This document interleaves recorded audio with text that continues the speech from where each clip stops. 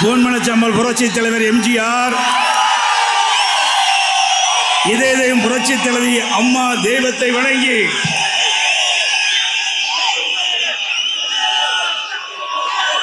இந்த சிறப்பான எழுச்சியான இன்றைய தினம் தமிழ்நாடு வேலூர் கோட்டையை நோக்கி பார்க்கின்ற அளவிற்கு கடல் போல் காட்சியளிக்கின்ற இளைஞர் இளம்பெண்கள் பாசனுடைய லட்சிய மாநாடு. இந்த லட்சிய மாநாடு நிகழ்ச்சியிலே கலந்து கொண்டு சிறப்பித்துக் கொண்டிருக்கின்ற கழகத்தினுடைய கொள்கை பரப்பு செயலாளர் அண்ணன் திரு மு. தம்பித்துரை அவர்களே, இங்கே அருமையாக அழகாக வீர உரையாற்றிய அறிவு சோதரர் முன்னாள் அமைச்சர் மாவட்ட கழக செயலர் அறிவு சோதரர் கே.சி. வீரமணி அவர்களே,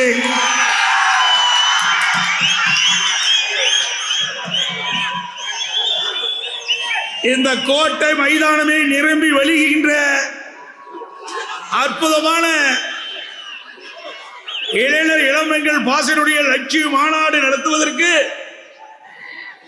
காரண கருத்தாவாக இருந்த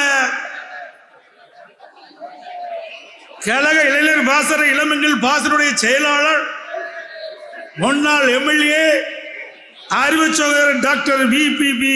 பரமசிவம் அவர்களே, இந்த சிறப்பான நிகழ்ச்சியிலே கலந்து கொண்டு சிறப்பித்துக் கொண்டிருக்கின்ற இந்த மாவட்ட கழகத்தினுடைய செயலாளர் அருமை சகோதரர் திரு எஸ்.ஆர். கே. அப்பு அவர்களே, முன்னாள் அமைச்சர் கழக விவசாய பிரிவு செயலாளர் திருவண்ணாமலை தெற்கு மாவட்ட கழக செயலாளர் சட்டப்பேரவை உறுப்பினர் சகோதரர் அக்ரி எஸ்.எஸ். கிருஷ்ணமூர்த்தி அவர்களே, வேலூர் மாவட்ட கழகத்தினுடைய ஒருநகர் மாவட்ட செயலாளர் சகோதரர் திரு வேலழகன் அவர்களே, ராணிப்பேட்டை கிழக்கு மாவட்ட செயலாளர்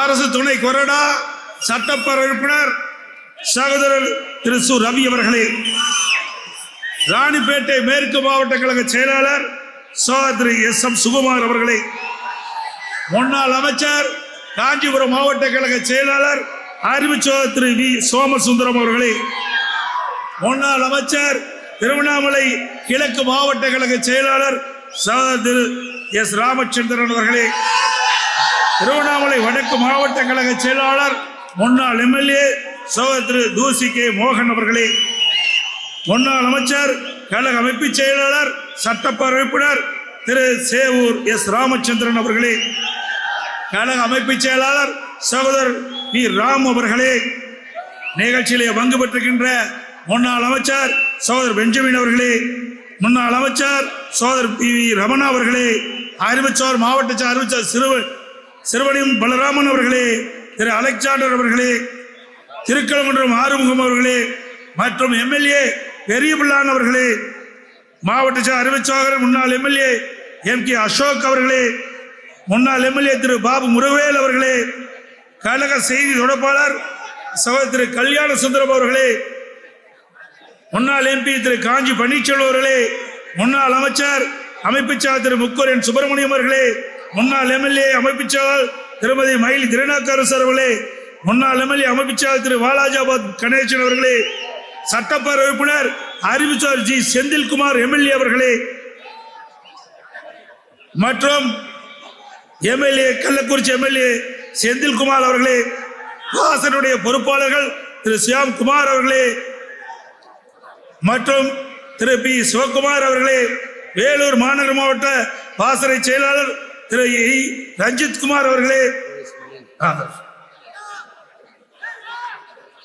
மரியாதைக்குரிய முன்னாள் அமைச்சர் மாவட்ட அண்ணன் ஓ.எஸ். மணியன் அவர்களே,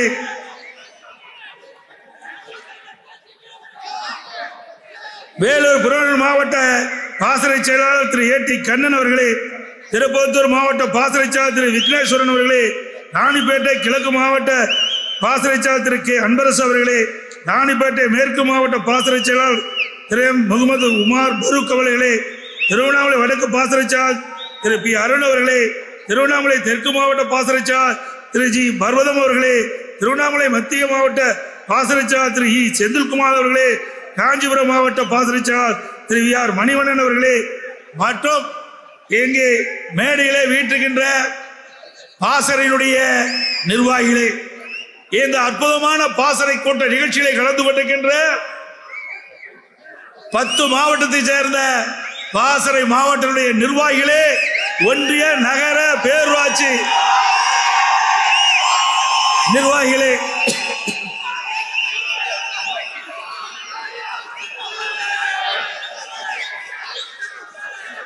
வரி என்று சிறப்பித்துக் கொண்டிருக்கின்ற 10 மாவட்டத்திலிருந்து வரி புரிந்திருக்கின்ற மாவட்ட கழகத்துடைய ஒட்டுமொத்த நிர்வாகிகளே, வரி வந்து சிறப்பித்துக் கொண்டிருக்கின்ற கழக உடன்பிறப்புகளே, பாசறையை சேர்ந்த சகோதரர்களே, சகோதரிகளே, மேடையிலே வீற்றிருக்கின்ற முன்னோடி தலைவர்களே, கழக உடன்பிறப்புகளே, பெரியோர்களே, தாய்மார்களே, பத்திரிகையாளர் ஊடகங்களே, அனைவருக்கும் என்னுடைய முதற்கண் நன்றி கலந்த வணக்கத்தை உரித்தாக்குகின்றேன்.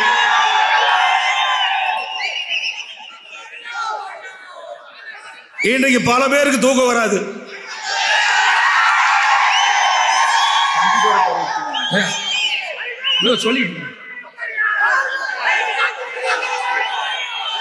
ஏன்னா கோட்டையிலே இருக்கின்றவரை வீட்டுக்கு அனுப்புகின்ற கூட்டம் இந்த கூட்டம்.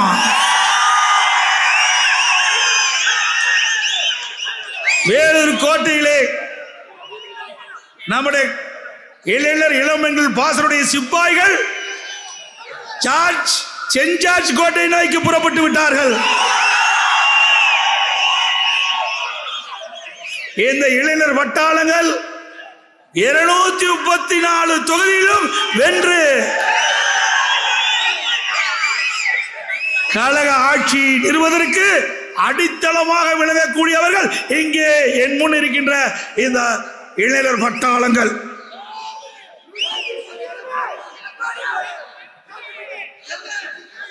இன்றைக்கு பொன்மனச்சம்பல் புரட்சி தலைவர் எம்ஜிஆர் இயக்கத்தை துவக்கின்ற பொழுது தீய சக்தி திமுகவை வீழ்த்த வேண்டும் என்பதற்காக இந்த இயக்கத்தை துவக்கினார்கள். பொன்மனச்சம்பல் புரட்சி தலைவர் எம்ஜிஆரை திமுகவில் இருந்து கருணாநிதி நீக்கப்பட்ட போது இங்கே இருக்கின்ற இளைஞர் பட்டாளைகள் போல அன்றைய தினம் இளைஞர் பட்டாளைகள் புரட்சி தலைவர் எம்ஜிஆர் பின்னே சென்ற காரணத்தினால் எல்லா தேர்தல்களும் வென்றார்கள். இளைஞருடைய பலம் அந்த அளவுக்கு இருக்கின்றது. பொன்மனச்சம்பல் புரட்சி தலைவர் எம்ஜிஆர் அவர்கள் பல்வேறு அணியை தோற்றுவித்தார்கள்.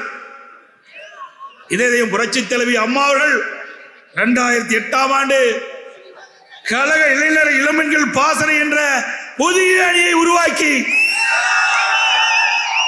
சுமார் தமிழகத்திலே 30 லட்சம் இளைஞர் இளம்பெண்களை சேர்த்தினார்கள். ஆக இந்த அமைப்புக்கு ஒரு வலிமை கிடைத்தது, இயக்கத்திற்கு ஒரு வலிமை கிடைத்தது. ஒரு கட்டடம் வலிமையாக இருக்க வேண்டும் என்று சொன்னால் அஸ்திவாரம் வலிமையாக இருக்க வேண்டும். ஒரு இயக்கம் வலிமையாக இருக்க வேண்டும் என்று சொன்னால் அதிலே தொண்டர்கள் வலிமையாக இருக்க வேண்டும், அது இளைஞர்கள் அதிகமாக இருக்க வேண்டும். அதற்காக அம்மா அவர்கள் இளைஞர் பாசறை உருவாக்கினார்கள். அதன் மூலமாக தேர்தலிலே இளைஞருடைய உழைப்பு கிடைத்தது, வெற்றி கிடைத்தது. அதே போல மாண்புமிகு அம்மா அவர்கள் இந்த அமைப்பை ஏற்படுத்துவதற்கு அனைத்து மாவட்டங்களிலும் பொறுப்பாளர்களை நியமித்தார்கள். அப்பொழுது நான் கொள்கை பரப்பு செயலாளராக இருந்தேன். சேலம் மாவட்டத்திற்கு எனது பொறுப்பை ஒப்படைத்தார்கள். அப்போ எல்லா மாவட்ட பொறுப்பாளர்கள் ஊர் ஊராக சென்று, கிராம கிராமமாக சென்று, நகர பகுதியில் சென்று அம்மாவுடைய கட்டளை ஏற்று 30 லட்சம் இளைஞர்கள் இளம்பெண்களை இந்த இயக்கத்தை சேர்த்து தமிழகத்திலே இளைஞர்கள் அதிகமுள்ள ஒரே இயக்கம் அதிமுக இயக்கம்.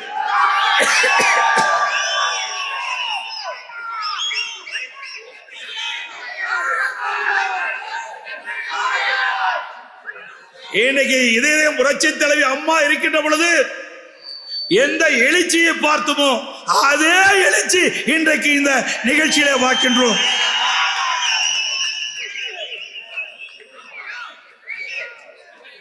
இன்றைக்கு இதை ஒட்டி அனைத்து இந்திய அண்ணா திராவிட முன்னேற்ற கழகம் இன்றைய தினம் கிராமத்திலிருந்து நகர வரை இளம் தலைமுறை விளையாட்டு வீரர்கள் என்று புதிய அணியை இப்பொழுது உருவாக்கி இருக்கின்றோம். என்ன விளையாட்டு என்பது இளைஞர்களுக்கு பிடித்தம். எல்லா பகுதியிலுமே இளைஞர்கள் விளையாட்டிலே ஆர்வம் கொள்வார்கள். அப்படிப்பட்ட ஒரு அணியை உருவாக்க வேண்டும் என்ற அடிப்படையிலே இன்றைய தினம் அனைத்து இந்திய அண்ணா திராவிட முன்னேற்ற கழகம் இளம் தலைமுறை விளையாட்டு வீரர்கள் என்ற ஒரு புதிய அமைப்பை உருவாக்கி இருக்கின்றோம். இந்த அமைப்பின் மூலமாக அதிக அளவிலே இளைஞர்கள் ஈர்க்கப்படுவார்கள்.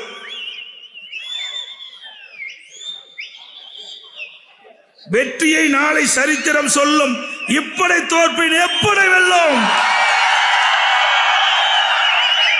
இந்த இளைஞர் இளம்பெண்கள் படைதான் சிப்பாய்களாக இருந்த தேர்தலை கலந்தாடுவார்கள்.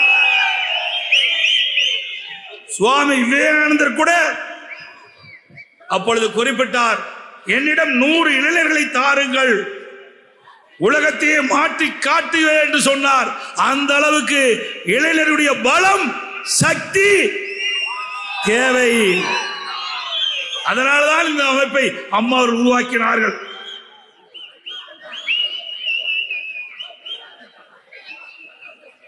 இன்னைக்கு இளைஞர் பாசறை இளம்பெண்கள் பாசறை இந்த இயக்கத்திற்கு ஒரு முன்னோடியாக திகழக்கூடிய ஒரு அமைப்பு என்பதை நேரத்தில் தெரிவிக்க விரும்புகின்றேன். இன்னைக்கு முதலமைச்சர் ஸ்டாலின் பேசுகிறார், அதிமுக அறிக்கை, எடப்பாடி பழனிசாமியுடைய அறிக்கை பாரதிய ஜனதா ஒட்டி இருக்கிறது என்று சொல்கிறார்.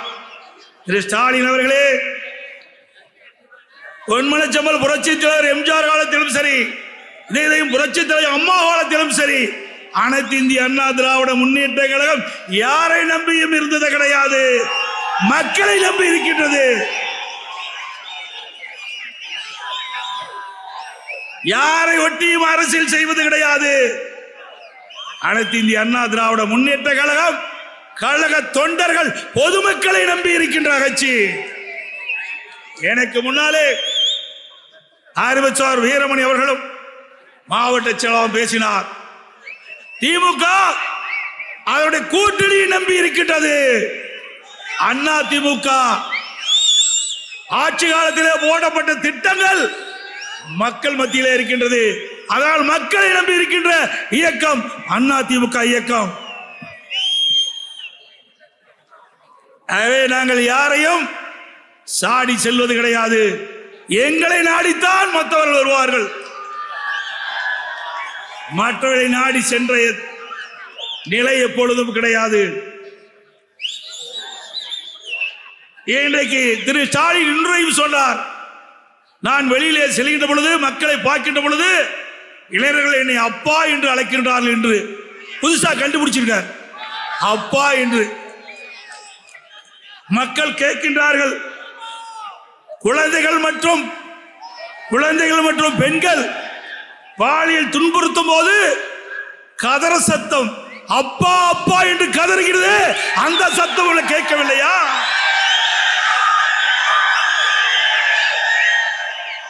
மூன்று வயது சிறுமியில் இருந்து பள்ளியிலே படிக்கின்ற சிறுமி வரை பாலியல் வன்கொடுமைக்கு ஆளாகின்ற பொழுது கதறுகின்ற சத்தம் திரு ஸ்டாலினுக்கு கேட்கவில்லை. அப்பா அப்பா என்று கதறுகிறது. அந்த கதருக்கு என்ன பதில் சொல்கிறீர்கள்? ஜனவரி முதல் 14/2/2025 வரை சுமார் 107 போக்சோ வழக்குகள் தமிழகத்திலே பதிவு செய்யப்பட்டிருக்கின்றன. கிட்டத்தட்ட 56 பெண்கள் பாலியல் குற்றங்கள் இன்றைக்கு பதிவு செய்யப்பட்டிருக்கின்றது.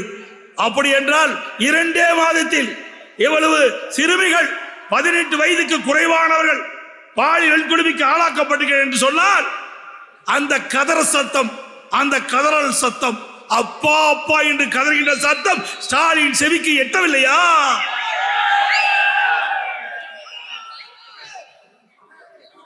திரு ஸ்டாலின் எதிர்கட்சியாக இருக்கின்ற பொழுது அப்பொழுது பாரத பிரதமர் சென்னைக்கு வந்தார்.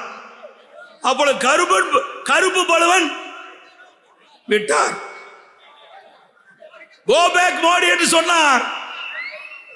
ஆட்சிக்கு வந்தார் திரு ஸ்டாலின். இப்பொழுது வெல்கம் மோடி என்கிறார். எதிர்கட்சியா இருக்கும் போது கோ பேக் மோடி, கருப்பு பலன் விட்டார், எதிர்ப்பை பிரதிபலித்தார். ஆளுகின்ற கட்சி வருகின்ற பொழுது ஊழல் குற்றச்சாட்டு நிறைந்த காலத்திலே பயத்திலே வெல்கம் மோடி என்கிறார். அது மட்டுமல்ல, வெள்ளை குடை பிடிக்கிறார்.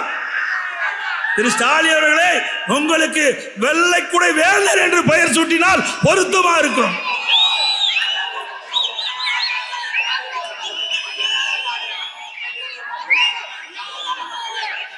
இன்னைக்கு திரு ஸ்டாலின் தலைமையில் இருக்கின்ற திமுக அங்க வைப்பது இந்தியா கூட்டணியில் என்றைக்கு திரு ஸ்டாலின் இந்தியா கூட்டணியில் அங்க வைத்தாரோ அந்த கட்சி இன்றைக்கு சின்ன பின்னமாய் கொண்டிருக்கின்றது இந்தியா கூட்டணி. ஏன் என்று சொன்னால் அந்த இந்தியா கூட்டணியில் அங்க வைக்கின்றவர்கள் உண்மையாக அந்த கூட்டணியை நேசிக்கவில்லை. இங்கே இருக்கின்ற தமிழகத்தில் இருக்கின்ற திமுக தலைவர் திரு ஸ்டாலின் அவர்கள் இரட்டை வேடம் போடுகிறார். ஒரு பக்கம் இந்தியா கூட்டணியிலே அங்க வைக்கின்றார், மறுபக்கம் பாரதிய ஜனதா கட்சியை சேர்ந்த மத்திய அமைச்சரை அழைத்து வந்து கருணாநிதியினுடைய 100ஆண்டு விழா நாணயத்தை வெளியிடுகிறார். ஆக திராவிட முன்னேற்ற கழகம் இரட்டை வேடம் போடுகின்ற கட்சி திமுக கட்சி.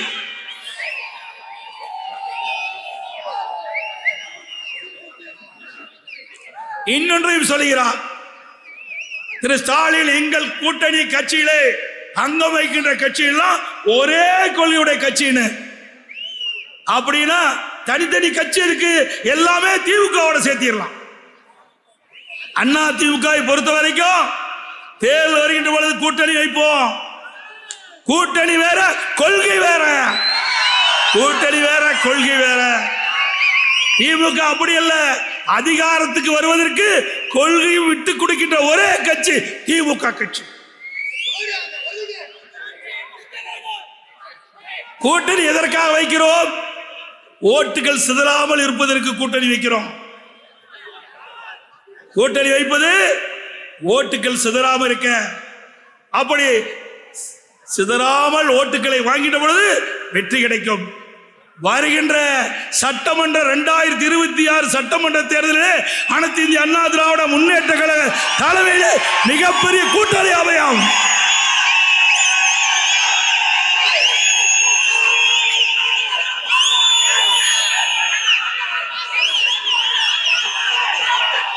ஏன் என்று சொன்னால்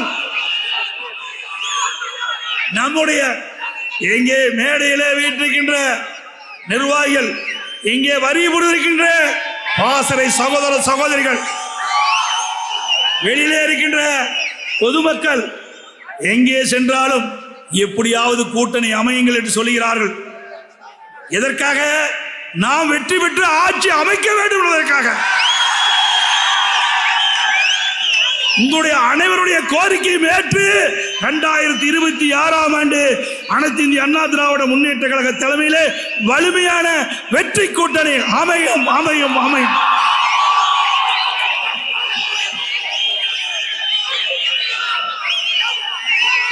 திமுகவுக்கு என்ன கொள்கை இருக்குது? நல்லா சிந்தித்து பாருங்க. 1999ஆம் ஆண்டு அப்பொழுது பாரதிய ஜனதா கட்சியோட கூட்டணி நாடாளுமன்றத்தில் வெற்றி பெற்றார்கள். மத்தியிலே ஆட்சி அமைத்தார்கள். மத்தியிலே ஆட்சி அதிகாரத்துக்கு வந்தார்கள். அப்பொழுது முரசொலி மாறன் அவர்கள் நோய்வாய்ப்பட்டு ஓராண்டு காலம் சுயநிலைவில்லாமல் இருந்தாங்க. அப்பொழுது இலாக்கா இல்லாத அமைச்சராக பாரதிய ஜனதா அரசாங்கம் அவரை வைத்திருந்தது. அந்த 5 ஆண்டு காலம் முடிந்தது. அப்படியே அந்தர் பல்டி, கொள்கை கிடையாது, கோட்பாடு கிடையாது. 2004 காங்கிரஸோட கூட்டணி.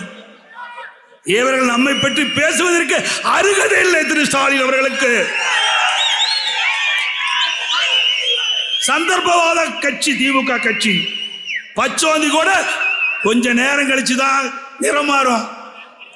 இன்றைக்கு அடிக்கடி நிறம் மாறக்கூடிய ஒரே கட்சி திமுக கட்சி. பதவிக்கும் அதிகாரத்துக்கும் வருவதற்கு எதை வேணாலும் விட்டுக் கொடுப்பார்கள். அப்படி விட்டுக் கொடுத்துதான் 1999 ஒரு கட்சியோட மத்தியிலே ஆட்சிக்கு வருவதற்கு, மத்தியிலே பதவிக்கு வருவதற்கு, அதிகாரத்துக்கு வருவதற்கு கூட்டணி அமைத்தார்கள். அப்படியே 2004 மத்தியிலே ஆட்சி அதிகாரத்துக்கு வருவதற்கு காங்கிரஸோட கூட்டணி அமைத்த கட்சி தான் திமுக கட்சி. என்னென்றும் சொல்கிறார். இன்றைக்கு மத்தியிலே ஆளுகின்றவர்கள் இன்றைக்கு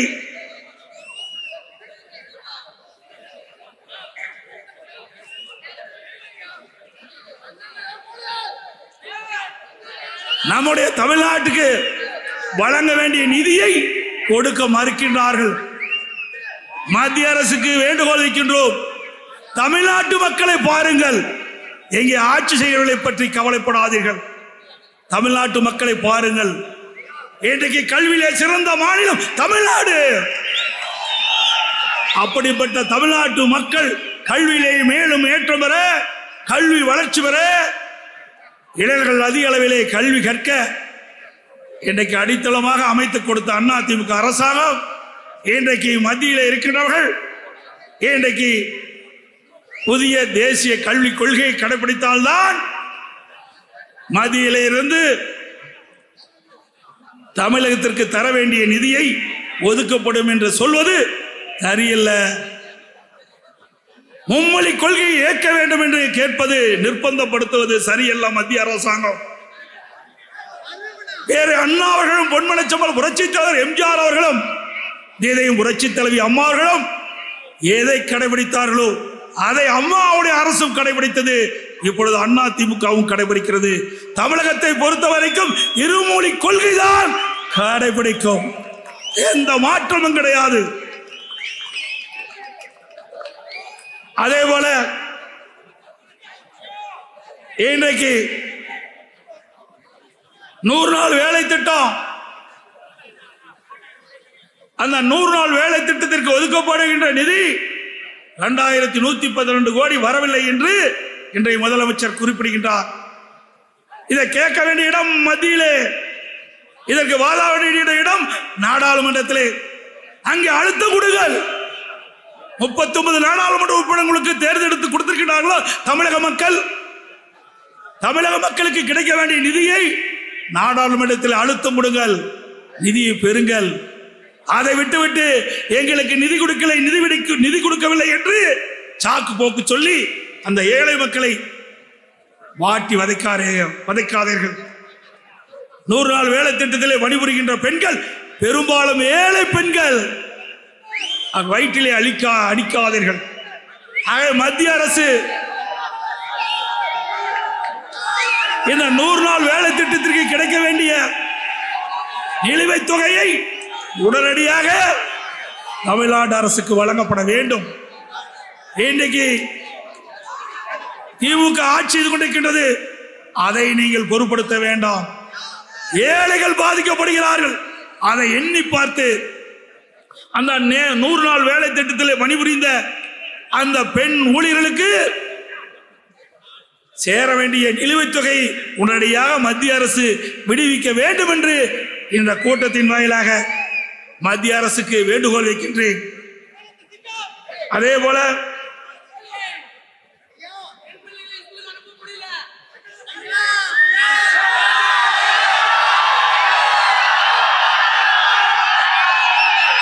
எனக்கு முன்னாலே பேசியவர் சொன்னார்கள், நீட் தேர்வை பத்தி சொன்னாங்க.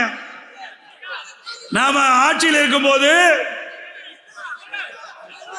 திரு ஸ்டாலின் ஊர் ஊரா போய் 2021 சட்டமன்ற தேர்தல் போது பேசினார்.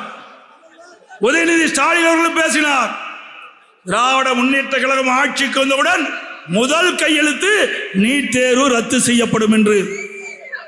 ஆட்சிக்கு வந்து 4 ஆண்டு காலம் ஆகிவிட்டது. மக்கள் கேட்கின்றார்கள், நீட் தேர்வு ஏன் ரத்து செய்யவில்லை என்று. உதயநிதி ஸ்டாலின் அவர்கள் சொன்னார், நீட் தேர்வு ரத்து செய்வதற்கு ரகசியம் இருக்குது என்று சொன்னார். இதுவரை இந்த ரகசியத்தை அவரே கண்டுபிடிக்க முடியல. பச்சை பொய், நாட்டு மக்களை ஏமாற்றுகின்ற தந்திரவாதிகள்.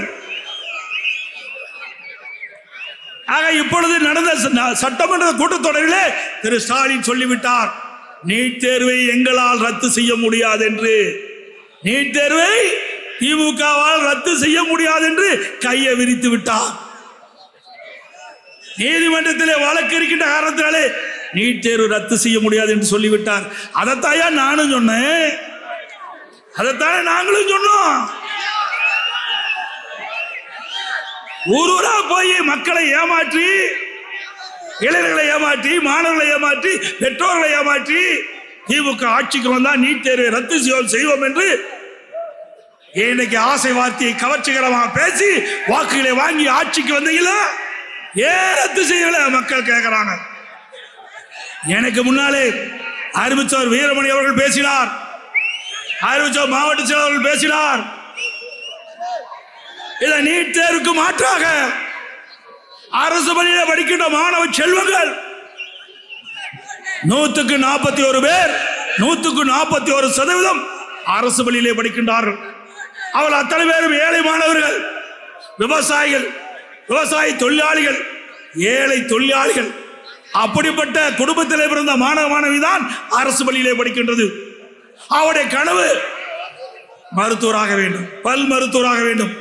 அந்த கனவை நனவாக்கிய அரசாங்கம் அம்மாவுடைய அரசாங்கம். பொதுமக்கள் கோரிக்கை வைக்கல, எதிர்கட்சி கோரிக்கை வைக்கல. நான் முதலமைச்சராக இருந்த பொழுது நானும் அரசு பள்ளியிலே படித்த மாணவன். நானும் எங்க ஊர்ல சிலுவம்பாளையத்தில் ஆரம்ப பள்ளியிலே படித்தேன், பவானியில அரசு பள்ளியிலே படித்தேன். ஆக அரசு பள்ளியிலே படிக்கின்ற மாணவர்கள் புறக்கணிக்கப்படுகிறார்கள். அப்படி புறக்கணிக்கப்படுகின்ற மாணவர்களுக்கு எனக்கு ஒரு வாய்ப்பு கிடைத்தது. அந்த வாய்ப்பின் மூலமாக 7.5% உள் இடஒதுக்கீடை கொண்டு வந்து சட்டம் இயற்றப்பட்டு அமுல்படுத்தப்பட்டு இன்றைய தினம் 3446 பேர் MBBS பல் மருத்துவராக மருத்துவ கல்வி பயின்று வருகிறான். அது மட்டுமல்ல, இந்த மருத்துவ கல்வி படிக்கின்ற மாணவர்களுக்கு ₹1 செலவு கூட கிடையாது.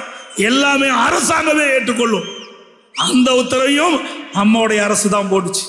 திரு ஸ்டாலின் அவர்களே, பொன்மனச்செம்மல் புரட்சி தலைவர் எம்ஜிஆர் கண்ட கனவு, அம்மா கண்ட கனவு, வேறு அண்ணா கண்ட கனவு, ஏழையின் சிரிப்பிலே இறைவனை காண்போம் என்று சொன்னார்.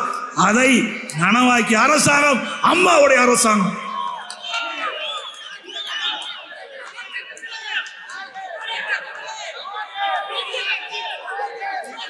அதே போல விளையாட்டுக்கு முன்னுரிமை கொடுத்தது அண்ணா திமுக. பொன்மனச்செம்மல் புரட்சி தலைவர் எம்ஜிஆர் இருக்கின்ற பொழுது இந்த விளையாட்டுக்கு முன்னுரிமை கொடுத்து அதற்காக இன்றைக்கு அவர் விளையாட்டு வீரர்களுக்கு பரிசுகளை வழங்கினார். மாண்பு அம்மா இருக்கின்ற பொழுது விளையாட்டு ஊக்குவிக்கப்பட்டது. இன்றைக்கு தங்கம் வென்றவர்களுக்கு, உலக அளவில் தங்கம் வென்றவர்களுக்கு 2 கோடி நிதி வழங்கினார். வெள்ளிக்கு 1 கோடி வழங்கினோம். அப்படி விளையாட்டு வீரர்களை ஊக்குவித்ததும் அண்ணா திமுக. விளையாட்டு வீரர்களுக்கு இடஒதுக்கீடு வழங்கியதும் அண்ணா திமுக. அதே போல இன்றைய தினம்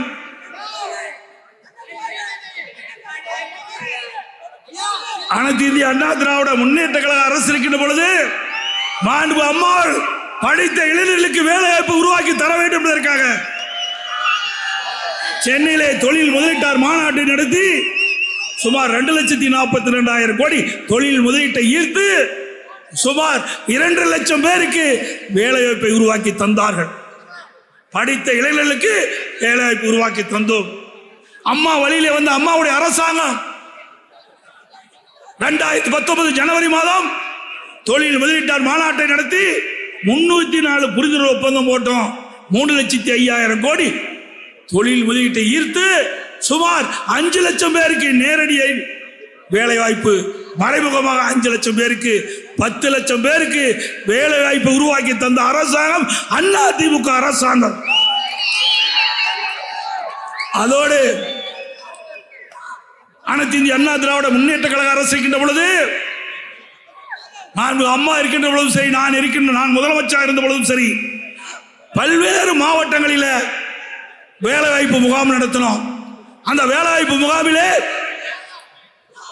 இன்னைக்கு பல்வேறு தொழிற்சாலைகள், நிறுவனங்கள் கலந்து கொண்டு படித்த இளைஞர்களை தேர்வு செஞ்சது. ஒவ்வொரு மாவட்டத்திலும் ஆயிரக்கணக்கான பேருக்கு வேலை வாய்ப்பை பெற்று தந்த அரசாங்கம் அதிமுக அரசாங்கம்.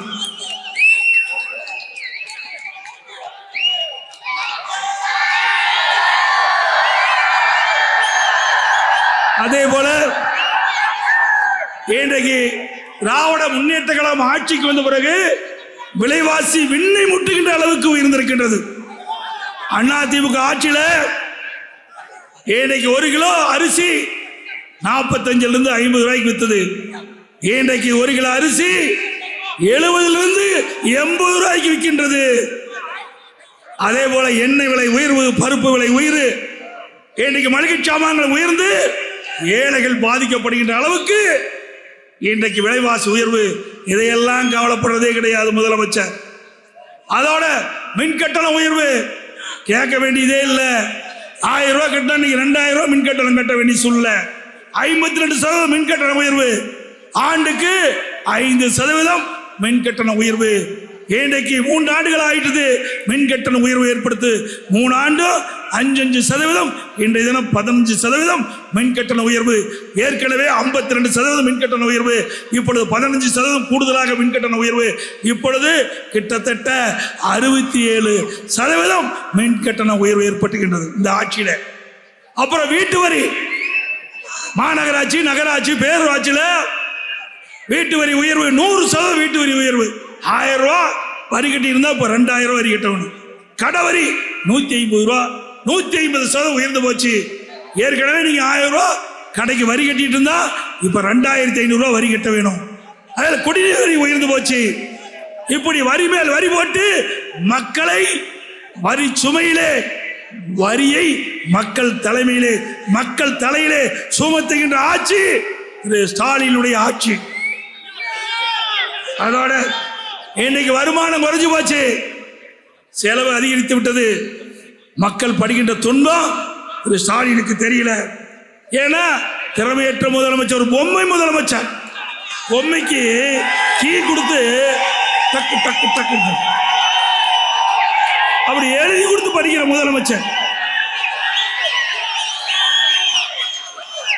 இன்றைக்கு ஸ்டாலின் தொலைக்காட்சியில் பேசுறாரு, போதையின் பாதையில் செல்லாதீர்கள் என்று சொல்றாங்க. இளைஞர்கள், மாணவர்கள், பொதுமக்கள் போதையின் பாதையில் யாரும் போக வேண்டாம் என்று வேண்டுகோள் வைக்கிறாராம். இதைத்தாயா நான் சொல்லிட்டே இருக்கிறேன். இந்த ஆட்சி பொறுப்பேற்றதிலிருந்து 6 மாதத்திலிருந்து இந்த போதைப் பொருள் நடமாட்டம் அதிகரித்து விட்டது. பள்ளிக்கு அருகில, கல்லூரிக்கு அருகில, நகரம், கிராமம் வரையும் இன்றைக்கு போதைப் பொருள் நடமாட்டம் அதிகமாக இருக்குது. இதனால் மாணவர்கள், இளைஞர்கள், பொதுமக்கள் பாதிக்கப்படுறாங்க. அதை இரும்பு கரம் கொண்டு அடக்க வேண்டும் என்று பத்திரிகையின் வாயிலாக, ஊடகத்தின் வாயிலாக சட்டமன்றத்தில் பேசினேன். செவடகாதில் சங்குவதல் மாதிரி கேட்கவே இல்லை. இப்ப தமிழ்நாடு மூலம் போதைப் பொருள் நடமாட்டம் அதிகரித்திருது. எங்க பார்த்தாலும் போதைப் பொருள் விற்பனை. இன்னைக்கு முதலமைச்சரே கெஞ்சறாரு, போதையின் பாதையில் யாரும் போகக்கூடாது என்று மன்றாடி கேட்கிறாராம். அதிமுக ஆட்சி இருக்கின்ற பொழுது கட்டுப்பாட்டுக்குள்ள வச்சிருந்தோம். விடியா திமுக ஆட்சிக்கு வந்த பிறகு காவல்துறை ஏவல் துறையாக மாறிவிட்டது. தமிழ்நாடு காவல்துறை ஸ்காட்லாந்து காவல்துறைக்கு இணையாக போட்டப்பட்ட காவல்துறை திமுக ஏவல் துறையாக செயல்பட்ட காரணத்தாலே இன்றைக்கு போதைப் பொருள் விற்பனை தடுக்க முடியாத ஒரு சூழ்நிலை. இன்றைய தினம் முதலமைச்சரை ஒத்துக்கிட்டார். நான் அன்றைக்கு சொன்னதை சட்டமன்றத்தில் மறுத்து பேசினார். இன்றைக்கு முதலமைச்சரே தொலைக்காட்சியின் வாயிலாக போதையின் பாதையில் யாரும் போகக்கூடாது என்று இன்றைக்கு அவர் அறிக்கை விடுறாரு. அப்படி என்றால் நான் சொல்வது உண்மையாகிவிட்டது அல்லவா? அன்றைய தினமே பிரதான எதிர்க்கட்சி என்ற முறையில், எதிர்க்கட்சி தலைவர் என்ற முறையில் நாடு சீரழிகிறது, மாணவர்கள் இளைஞர்கள் பாதிக்கப்படுகிறார்கள், அதை தடுத்து நிறுத்துவதற்காக நான் வேண்டுகோள் விடுத்தேன். அப்பொழுதே இந்த அரசாங்கம் விழிப்புடன் செயல்பட்டிருந்தால் இன்றைக்கு முதலமைச்சர் இப்படிப்பட்ட செய்தியை ஊடகத்தின் வாயிலாக தெரிவிக்க வேண்டிய அவசியம் இருந்திருக்காது. ஆனால் திறமையற்ற முதலமைச்சர் தமிழகத்தில் ஆளுகின்ற காரணத்தினால் இன்றைக்கு தமிழ்நாடு போதைப் பொருள் நிறைந்த மாநிலமாக காட்சியளிக்கிறது. அதோட இந்த ஆட்சிக்கு வந்த பிறகு எங்க பார்த்தாலும் கொலை, கொள்ளை, திருட்டு, வழிப்பறிவு, பாலியல் கொடுமை நடக்காத நாளே இல்லை. இன்றைக்கு தமிழகத்தில் 1/1/2025 முதல் இதுவரை 141 கொலை நடந்திருக்குது. 141 கொலை 2 மாதத்தில் நடந்திருக்குது. இதுதான் திமுக ஆட்சியுடைய சாதனை. ஏன்னா காவல்துறை செயலிழந்து விட்டது. காவல்துறை ஸ்டாலினுடைய கட்டுப்பாட்டில் இல்ல. ஏன்னா அங்கங்க திமுக காரெல்லாம் கொள்ளையடிக்க ஆரம்பிச்சுட்டான். அதனால காவல்துறை செயலிழந்து கிடக்குது. அது மட்டுமல்ல, இன்றைக்கு நம்முடைய பத்திரிகையில பார்ப்பீங்க, தொலைக்காட்சியில் பார்ப்பீங்க, தங்க விலை என்னன்னு போடுவாங்க, வெள்ளி விலை என்னன்னு போடுவாங்க. இப்ப கொலை நிலவரம் என்னன்னு போடுறாங்க. கொலை நிலவரம் என்னன்னு பத்திரிகையில ஊடகத்தில் போடுறாங்க.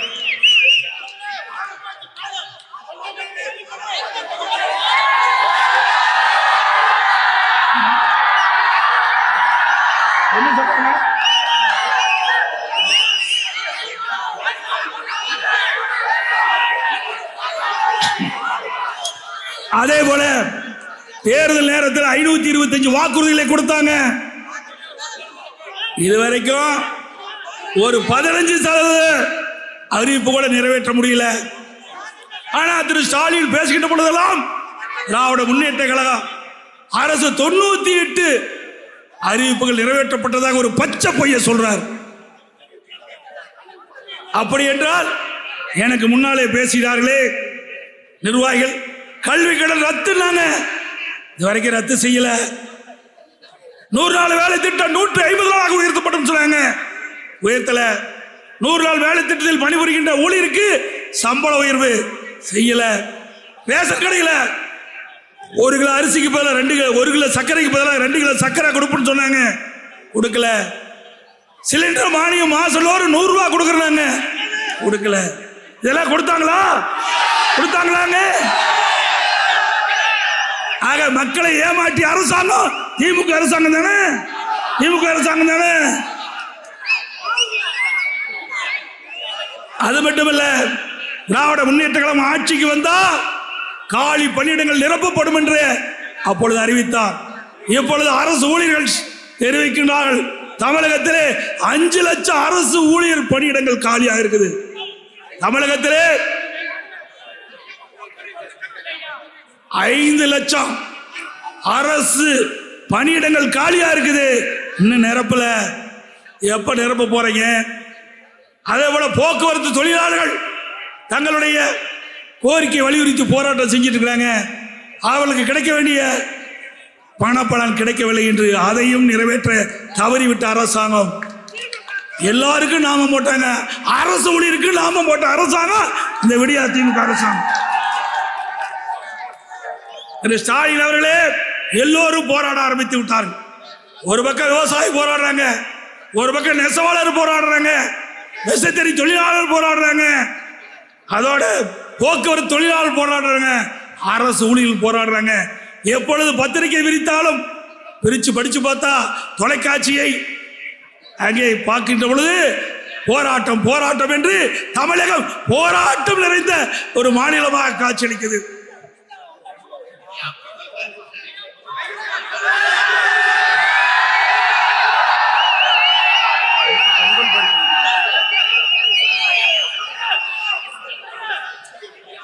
அண்ணா திமுக ஆட்சிக்கு வந்தா பொங்கல் பரிசு நன்றாக கிடைக்கும்.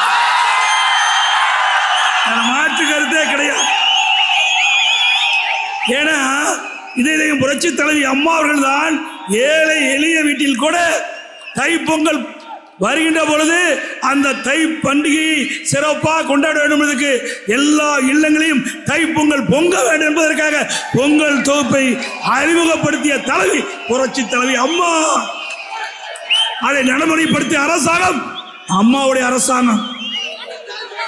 அதே போல இன்றைக்கு பார்த்தீங்கன்னா திமுக ஆட்சியில வருவதற்கு முன்பு அழகா பேசினார்.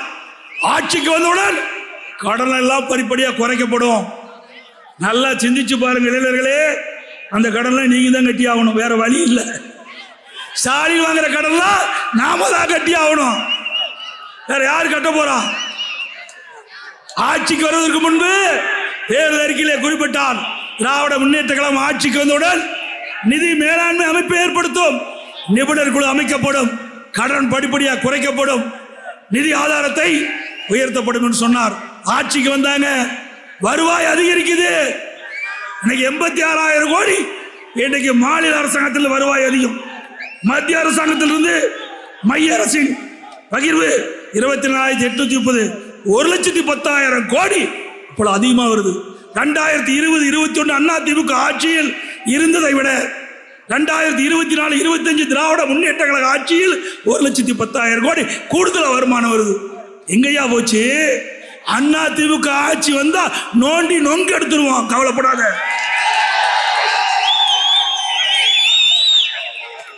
73 ஆண்டு காலமாக ஆட்சி செய்த கட்சி, 73 ஆண்டு காலம் பல்வேறு கட்சிகள் ஆட்சி செய்தது. அத்தனை கட்சியும் ஆட்சி செய்த கட்சிகள், ஆட்சி செய்த அரசாங்கம் 5,18,000 கோடி தான் கடன் வாங்குச்சு.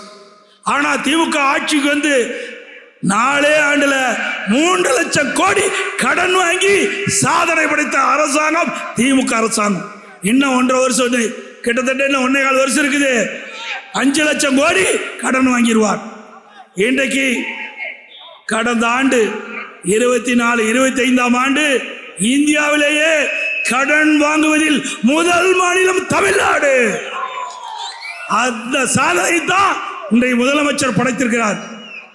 இந்த ஆட்சியில commission collection corruption, commission collection corruption, அதனால கோடி கோடியா கடன் வாங்குறாங்க. நல்லா சிந்திச்சு பாருங்க. நீங்க எல்லாம் இளைஞர்கள், பல பேர் படிச்சிருக்கிறீங்க. ஏங்க ஒரு அரசாங்கத்தில் கூடுதலான வருவாய் வரும்போது எதுக்கு கடன் வாங்குற?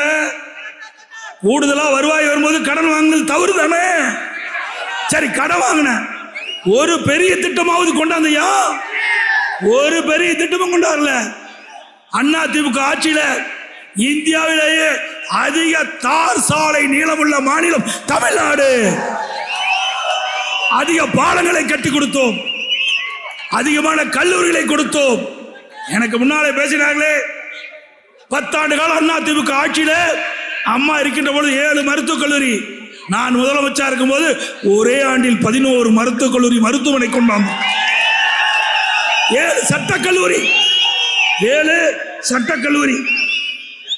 அதே போல பாத்தீங்கன்னா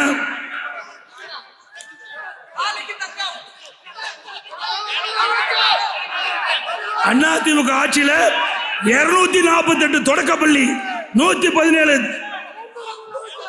நடுநிலைப்பள்ளி தர உயர்த்தப்பட்டது. 1079 நடுநிலைப்பள்ளி உயர்நிலைப்பள்ளியா தர உயர்த்தப்பட்டது.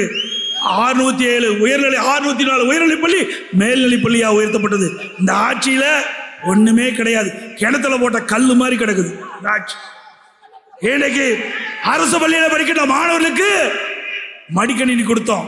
கிட்டத்தட்ட 52,35,000 மாணவ மாணவிகளுக்கு மடிக்கணினி கொடுத்து இன்றைக்கு அறிவுபூர்வமான கல்வி, விஞ்ஞான கல்வி கொடுத்த அரசாங்கம் அதிமுக அரசாங்கம்.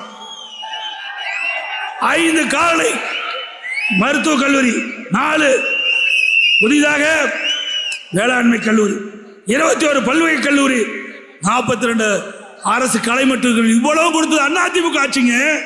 நீ எதை கொண்டாத? ஒண்ணுமே கொண்டாடல. எப்படி இவ்வளவு கடன் வாங்கின?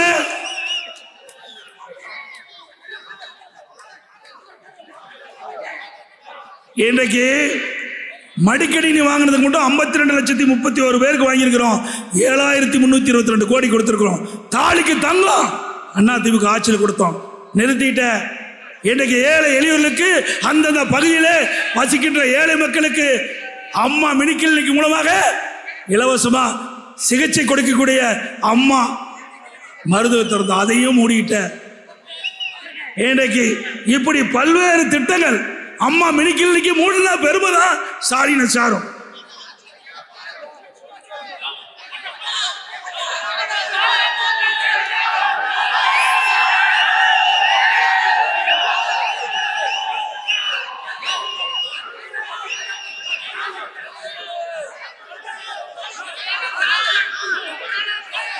இன்றைக்கு இந்தியாவிலேயே எத்தனை கட்சி இருக்குது, எந்த கட்சியிலையும் இங்கே இருக்கின்ற தொண்டை இந்த மேடைக்கு வர முடியாது. அதிமுக ஒண்ணுதான் வர முடியும்.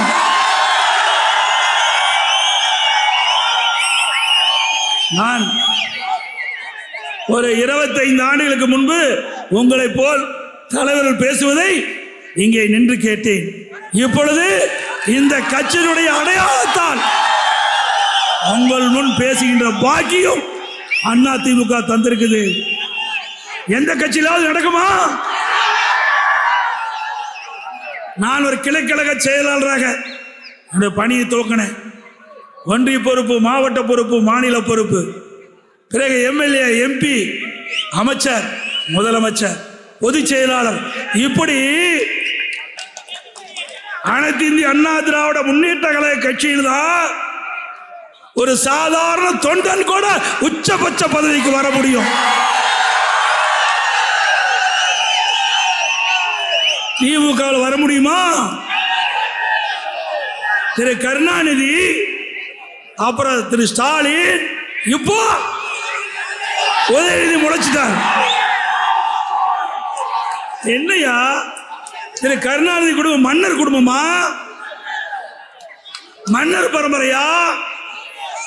இந்த 2026 சட்டமன்ற தேர்தல் இந்த மன்னர் பரம்பரைக்கு குடும்ப வாரிசு அரசியலுக்கு முற்றுப்புள்ளி வைக்கின்ற தேர்தலாக அமைய வேண்டும். ஏன் நாட்டில் வேற யாருமே இல்லையா? திமுக வேற யாருமே இல்லையா? சிந்திச்சு பாருங்க.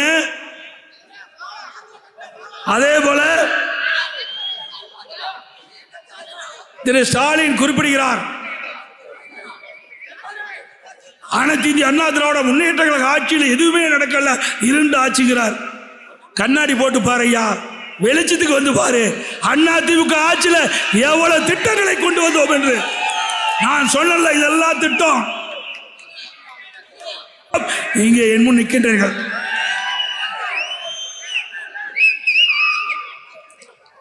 உண்மை, இதே புரட்சி தலைவர் அம்மா அவர்கள் இந்த பாசறை அமைப்பை ஏற்படுத்துகின்ற பொழுது இந்த இளைஞர் இளம்பெண்கள் பாசறையின் மூலமாக இயக்கத்திற்கு புது ரத்தம் பாய்ச்சப்படும் என்று தெரிவித்தார்கள். அந்த புது ரத்தம் இன்றைக்கு என் கண் முன் பார்க்கின்றேன். திரு ஸ்டாலின் அவர்களே, 2026 தேர்தல் இங்கே வேலூர் கோட்டையிலே போட்ட இந்த பொதுக்கூட்டம், இந்த பாசறை கூட்டம் இன்றைக்கு கோட்டை நோக்கி புறப்பட்டு விட்டது.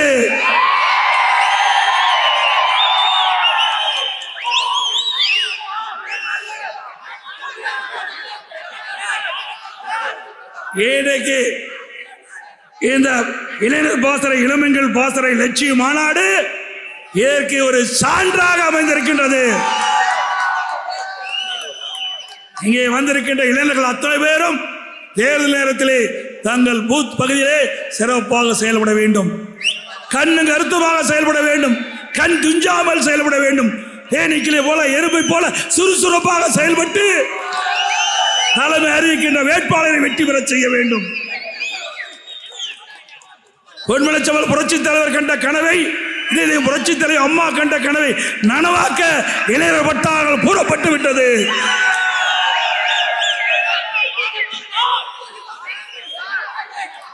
அதே போல இன்றைய தினம் திராவிட முன்னேற்ற கழக அரசு பல தில்லுமுள்ளைகளை செய்ய ஆரம்பித்து விட்டது. எப்பொழுதெல்லாம் வாக்காளர் பட்டியல் கொடுக்கப்பட்டு விட்டது. எல்லா தொகுதியிலும் கிட்டத்தட்ட 10,000 to 20,000 போலி வாக்காளர்களை சேர்க்கப்பட்டிருக்கின்றார்கள். சிந்தித்து பாருங்கள் அருமை சகோதரர்களே, இளைஞர் பட்டாளங்களே, நீங்கள் விழிப்போடு செயல்பட வேண்டும்.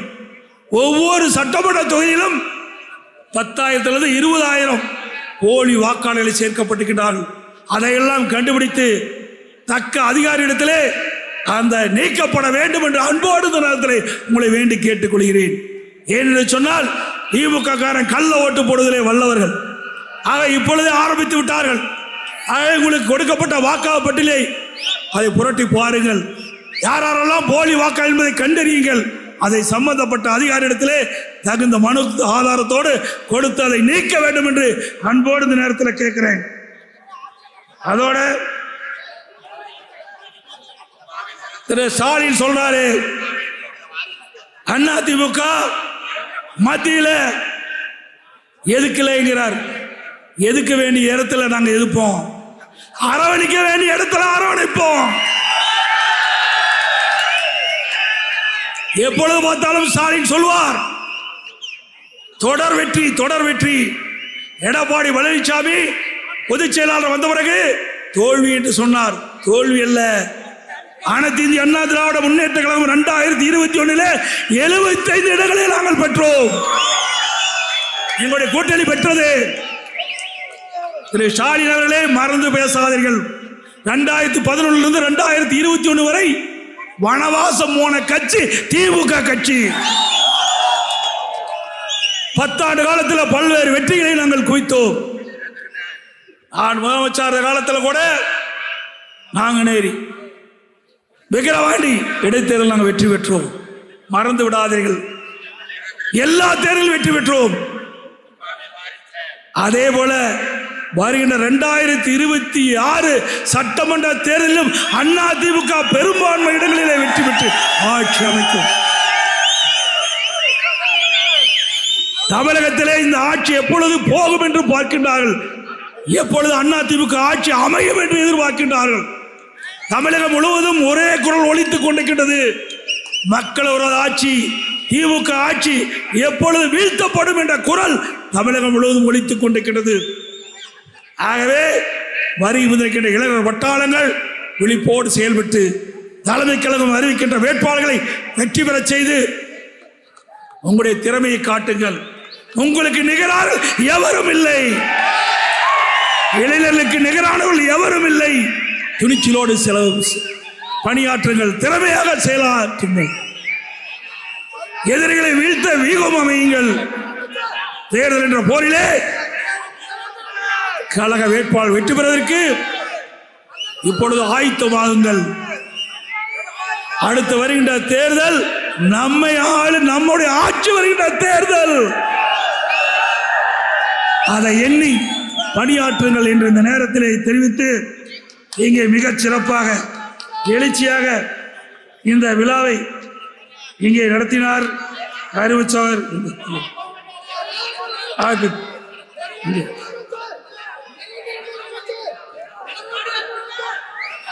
மாநில பாசறை செயலாளர் அறிவிச்சவர் டாக்டர் விபிபி பரமசிவம் முன்னாள் எம்எல்ஏ அவர்கள் அழகாக அற்புதமாக இன்னைக்கு தமிழ்நாடு வேலூரை நோக்கி பார்க்கின்ற அளவிற்கு அற்புதமான இந்த இளைஞர் இளம்பெண்கள் பாசறை லட்சிய மாநாடை வேலூர் மண்டலத்திலே நடத்தி வெற்றி கண்டிருக்கின்றார். அவருக்கு என்னுடைய வாழ்த்துக்களையும் பாராட்டுகளையும் தெரிவித்துக் கொள்கிறேன். அவரோடு முன்னாள் அமைச்சர் மாவட்ட கழக செயலாளர் எனது அறிவிச்சவர் கேசி வீரமணி அவர்கள் இணைந்து பணியாற்றினார். அவருக்கும் நன்றியை தெரிவித்துக் கொள்கிறேன். அதோடு மாநகர் மாவட்ட செயலாளர் அப்போர்களுக்கும் நன்றியை தெரிவித்துக் கொள்கின்றேன். மேடையில் வீட்டுக்கின்ற மாவட்ட கழக செயலாளர்கள் அறிவிச்சார் அக்ரி கிருஷ்ணமூர்த்தி அவர்கள், ராமச்சந்திரன் அவர்கள், தூசி மோகன் அவர்கள், அறிவிச்சர் ரவி அவர்கள், சுகுமார் அவர்கள், வேலழகன் அவர்கள், அனைவரும் மாவட்ட கழக செயலாளரும் மிகச் சிறப்பாக செயல்பட்டார்கள். அதே போல பாசறை மாவட்ட செயலாளர் 10 மாவட்ட பாசறை செயலாளரும் சிறப்பாக செயல்பட்டார். அத்தனை பேருக்கும் என்னுடைய பாராட்டுகளையும் நன்றியும் தெரிவித்து இன்றைக்கு இந்த பாசறை எழுச்சி மாநாடு தமிழகத்திலே ஒரு வெற்றி அமைவதற்கு அடித்தளம் அமைத்த மாநாடு என்பதை பறைசாற்றி மிகச் சிறப்பாக எழுச்சியாக இந்த நிகழ்ச்சியை நடத்திய அத்துணை நல்ல உள்ளங்களுக்கும் நன்றி தெரிவித்து அருமை இளைஞர் பட்டாளங்களுக்கு நன்றி தெரிவித்து விடைபெறுகின்றேன். நன்றி.